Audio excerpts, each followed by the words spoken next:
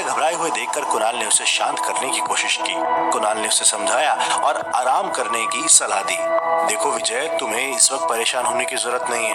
अभी तुम्हारी तबीयत ठीक नहीं है, तुम रेस्ट करो, हम इस बारे में बाद में बात कर सकते हैं। इसके बाद कुणाल अपने मेडिकल स्टाफ को विजय का ख्याल रखने का इंस्ट्रक्शन देकर रिद्धिमा के साथ बाहर आ गया।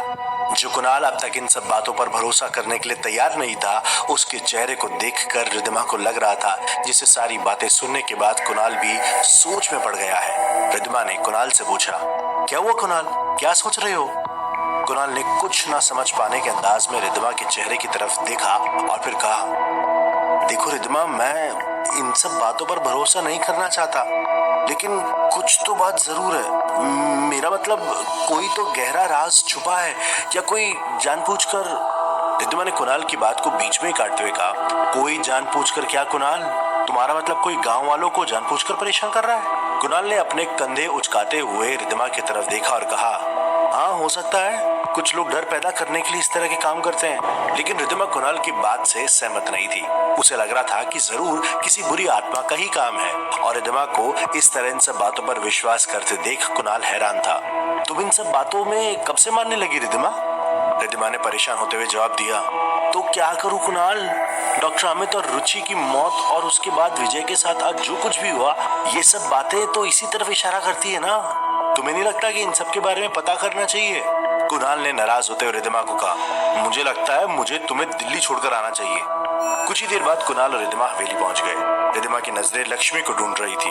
रिद्धिमा लक्ष्मी से पूछना चाहती थी उस नारियल के बारे में और कुणाल भी अब इस बारे में पूरी जांच पड़ताल करना चाहता था। भैरव सिंह जी को हवेली के आंगन में घूमते देख कुणाल ने उनसे पूछा, लक्ष्मी कहाँ है? भैरव सिंह जी हवेली के आंगन में पड़ी चारपाई पर बैठकर हुक्के का लंबा सा घूंट अपने गले के अंदर खींचते हुए कुणाल की बात का जवाब देते हैं। अरे डॉक्टर साहब, कहाँ होगी लक्ष्मी? खाना बना रही होगी अपनी माँ के साथ। आप बताओ क्या काम है? रिद्धिमा ने भैरव सिंह जी को बताया। वो बस कुछ नहीं, ऐसे ही। भैरव सिंह जी ने हंसते हुए कहा, अरे तो डरने की बात क्या है, जाओ रुक्मा और लक्ष्मी दोनों वही होगी, अपने घर पर जाकर बात कर लेना। रिद्धिमा और कुणाल रुक्मा जी के घर की तरफ जाने के लिए आगे बढ़ने लगे, लेकिन अगले ही पल भैरव सिंह जी की आवाज ने उन्हें रोक दिया। अरे लक्ष्मी से बात करने जा रहे हो तो कोई फायदा ना है। रिद्धिमा ने हैरान होकर पीछे की तरफ पलट कर देखा। रिद्धिमा भूल गई थी शाम होने के बाद लक्ष्मी किसी से बात नहीं करती है और भैरव सिंह जी ने उसे वही बात याद दिलाई। अरे बेटा, तेरे को पता है ना, ए टाइम किसी से बात ना करे लक्ष्मी। अब जो पूछना है कल पूछना। रिद्धिमा और कुणाल ने एक दूसरे के चेहरे की तरफ देखा, जैसे वह दूसरे से ही सवाल कर रहे हो और शायद वह दूसरे के मन की बात भी समझ गए। इसलिए पलटकर वह फिर से भैरव सिंह जी के पास आए। कुणाल और रिद्धिमा को लगा शायद भैरव सिंह जी उस नारियल के बारे में कुछ ना कुछ जरूर जानते होंगे। इसीलिए कुणाल ने भैरव सिंह जी से उस नारियल के बारे में जानने की कोशिश की। वैसे भैरव सिंह जी, एक बात बताइए, आज आपकी बेटी लक्ष्मी ने कच्चा नारियल दिया था रिद्धिमा को और नारियल का रस पीने से हॉस्पिटल में एक आदमी की जान बच गई। ऐसा कैसे हो सकता है? कुणाल की बात सुनने के बाद भैरव सिंह जी जोर जोर से हंसने लगे। एक बार फिर उस हवेली का आंगन भैरव सिंह जी की हंसी से गूंजने लगा। रिद्धिमा और कुणाल की समझ में कुछ नहीं आ रहा था। भैरव सिंह जी का इस तरह हंसना, उनके पीछे की वजह, सब कुछ उन दोनों की समझ से परे था। रिद्धिमा और कुणाल दोनों ही भैरव सिंह जी की हंसी के थम जाने का इंतजार करने लगे।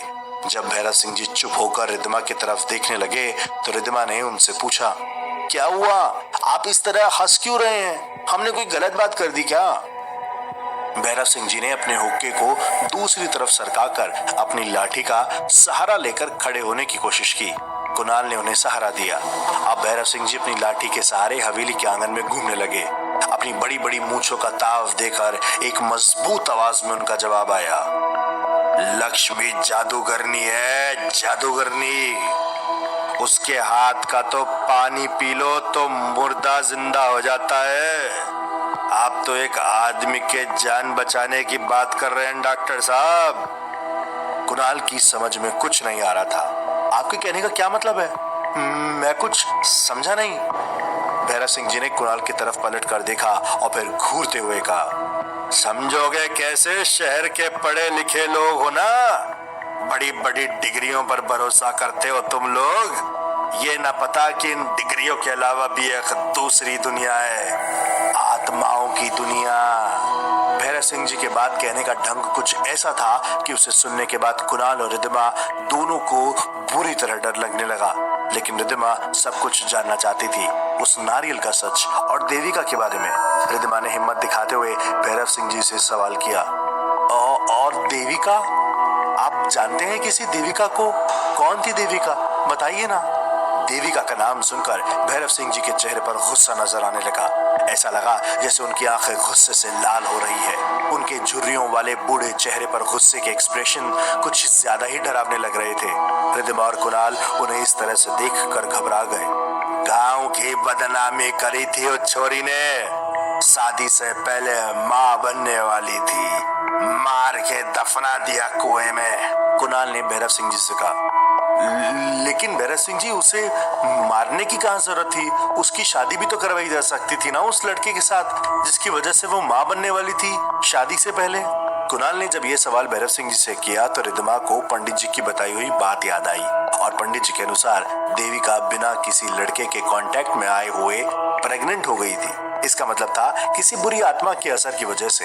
इसलिए रिद्धिमा ने कुणाल को याद दिलाते हुए कहा, कुणाल, मैंने तुम्हें बताया तो था, पंडित जी ने मुझसे कहा था कि देविका का किसी लड़के के साथ कोई संबंध नहीं था, ये सब बुरी आत्माओं का काम था। रिद्धिमा की बात सुनकर भैरव सिंह जी के चेहरे पर एक रहस्यमयी मुस्कान फैल गई।